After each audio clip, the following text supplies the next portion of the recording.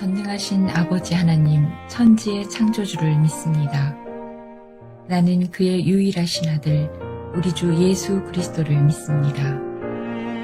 그는 성령으로 잉태되어 동정녀 마리아에게서 나시고 본디오 빌라도에게 고난을 받아 십자가에 못 박혀 죽으시고 장사된 지 사흘 만에 죽은 자 가운데서 다시 살아나셨으며 하늘에 오르시어 전능하신 아버지 하나님 우편에 앉아 계시다가 거기로부터 살아있는 자와 죽은 자를 심판하러 오십니다.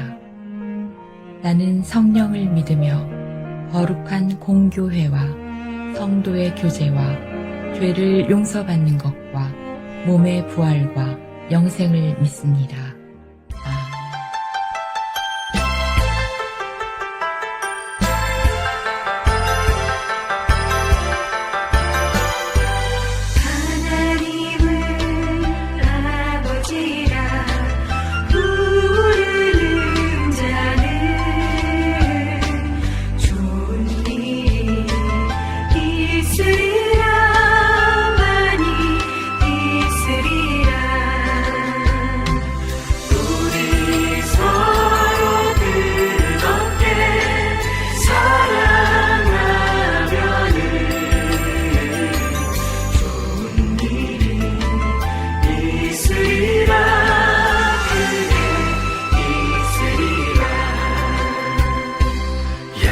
예수님을 구주라 부르는 자는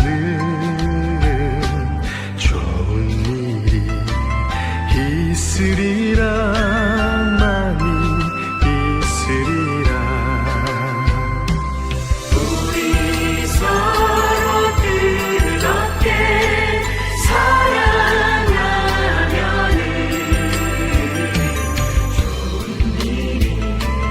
있으리라. 크게 있으리라. 성령님의 인도를 구하는 자는 좋은 일이 있으리라. 많이 있으리라. 우리 서로 뜨겁게 사랑하면은 좋은 일이 있으리라. 크게 있으리라.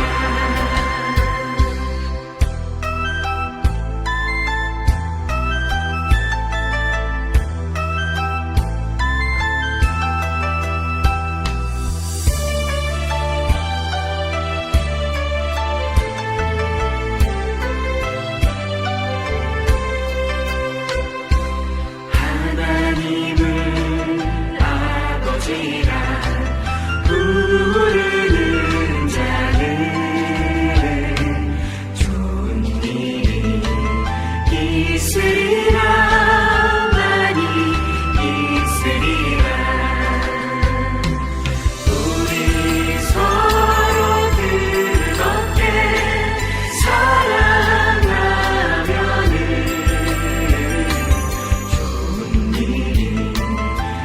있으리라. 크게 있으리라. 성령님의 인도를 구하는 자는 좋은 일이 있으리라. 많이 있으리라. 우리 서로 뜨겁게 사랑하면은 좋은 일이 있으리라. 크게 있으리라. 좋은 일이 있으리라. 크게 있으리라. 13장 에브라임이 말을 하면 사람들이 떨었도다. 그가 이스라엘 중에서 자기를 높이더니 바알로 말미암아 범죄함으로 망하였거늘 이제도 그들은 더욱 범죄하여 그 은으로 자기를 위하여 우상을 부어 만들되 자기의 정교함을 따라 우상을 만들었으며 그것은 다 은장색이 만든 것이거늘 그들은 그것에 대하여 말하기를 제사를 드리는 자는 송아지와 입을 맞출 것이라 하도다. 이러므로 그들은 아침 구름 같으며 쉬이 사라지는 이슬 같으며 타작마당에서 광풍에 날리는 죽정이 같으며 굴뚝에서 나가는 연기 같으리라. 그러나 애굽 땅에 있을 때부터 나는 네 하나님 여호와라. 나밖에 네가 다른 신을 알지 말 것이라. 나 외에는 구원자가 없느니라. 내가 광야 마른 땅에서 너를 알았거늘 그들이 먹여준 대로 배가 불렀고 배가 부르니 그들의 마음이 교만하여 이로 말미암아 나를 잊었느니라. 그러므로 내가 그들에게 사자 같고 길가에서 기다리는 표범 같으니라. 내가 새끼 잃은 곰같이 그들을 만나 그의 염통 거풀을 찢고 거기서 암사자같이 그들을 삼키리라. 들짐승이 그들을 찢으리라. 이스라엘아, 네가 패망하였나니 이는 너를 도와주는 나를 대적하니. 본문에서 우리는 심판의 소리를 듣기보다 하나님의 마음이 무너지는 소리를 듣게 됩니다. 하나님은 이렇게 이야기를 시작하시지요. 에브라임이 말하면 사람들이 떨었거늘. 그렇습니다. 한때 에브라임은 그들의 말 한마디에 공동체가 움직였을 정도로 막강한 힘을 가졌던 존재이었지요. 존재감이 있었습니다. 무게도 있었습니다. 영향력도 있었습니다. 그런데 하나님은 그 이야기를 과거형으로 말씀하시지요. 그랬거늘. 이미 지나간 이야기라는 말씀이지요. 왜냐하면 그들은 바알이라는 우상을 섬겼습니다. 바알에게로 갔다는 말씀이지요. 그 순간부터 살아있으나 죽은 자가 되었기 때문에 과거형으로 말씀하셨던 것입니다. 그런데 놀라운 것은 이 사람들이 하나님을 완전히 떠난 것은 아니라는 사실이라는 것이죠. 그들은 여전히 열심히 신앙생활을 했습니다. 은으로 우상을 만들었습니다. 기술을 동원해서 정교하게 빚었지요. 제사도 드렸습니다. 입맞춤도 했다는 것이지요. 겉으로는 이렇게 말할 수 있습니다. 저 사람들 참으로 신앙심 대단하다라고 말할 수 있다는 것입니다. 하지만 하나님은 말씀하십니다. 그 모든 것은 바로 나 없는 신앙이었다라고 말씀입니다. 그들은 하나님을 버린 것이 아니라 하나님 없이도 괜찮아졌다라는 것이지요. 그래서 하나님은 논리로 설명하지 않으시고 이미지로 말씀하셨다는 것을 오늘 본문을 통해 우리는 알게 됩니다. 아침 구름 같고 쉬 없어지는 이슬 같고 타작 마당에서 흩날리는 겨 같고 굴뚝에서 나가는 연기 같으니라. 여러분 어떻습니까? 구름 잡을 수 있습니까? 붙잡을 수 없습니다. 아침 이슬 햇빛이 내리쬐면 없어지기 때문이지요. 타작 마당에 흩날리는 겨 바람이 날리면 없어져 버리고 맙니다.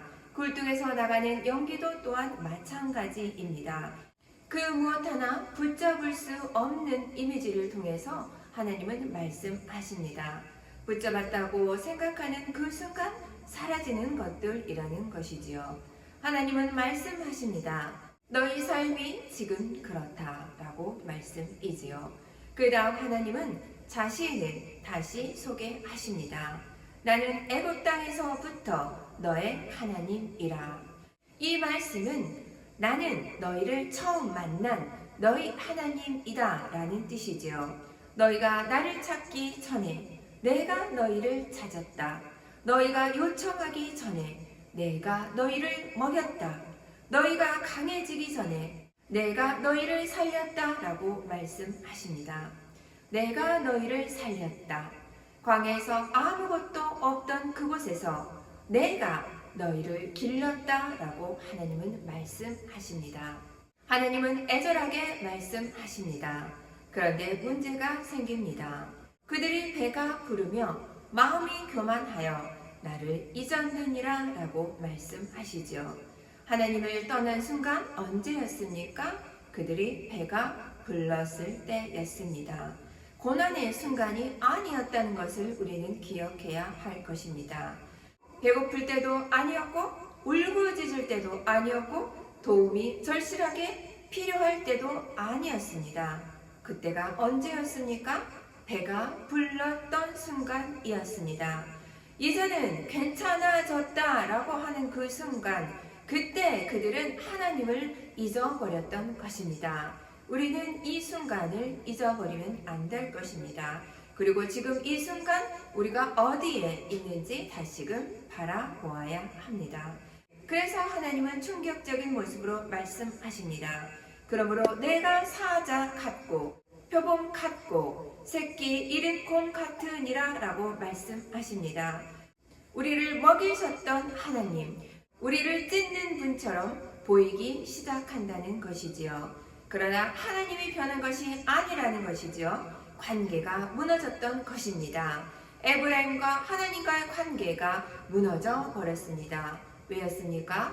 에브라임이 배가 불러 더 이상 하나님을 필요로 하지 않았던 것이지요. 하나님은 여전히 하나님이시지요. 그러나 그분을 구원자로 기억하지 않는 순간 그분은 우리에게 두려운 존재로 인식된다는 것입니다. 사랑하는 하늘소망교회 성도 여러분 모두와 저는 하나님을 사랑의 하나님으로, 용서의 하나님으로, 자비를 베푸는 하나님으로 기억하십니까? 아니면 두려운 하나님으로 기억하고 계십니까?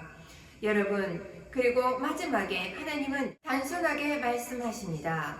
이스라엘아, 내가 패망하였나니 이는 너를 도울 나를 대적함이니라. 너희를 무너뜨린 것은 바벨론도 아니다. 너희를 무너뜨린 것은 아수르도 아니다. 너를 도울 나를 필요 없게 만든 것, 그것이 바로 너의 멸망이다 라고 성경은 말씀하십니다. 사랑하는 하늘소망교회 성도 여러분, 오늘 이 새벽에 우리는 묻지 않을 수 없겠지요. 나는 하나님을 여전히 도우시는 분으로 기억하고 있는가? 아니면 잘 살고 있다라는 이유로 하나님을 조용히 뒤로 미뤄두고 있지는 않는가라고 물어보아야 할 것입니다.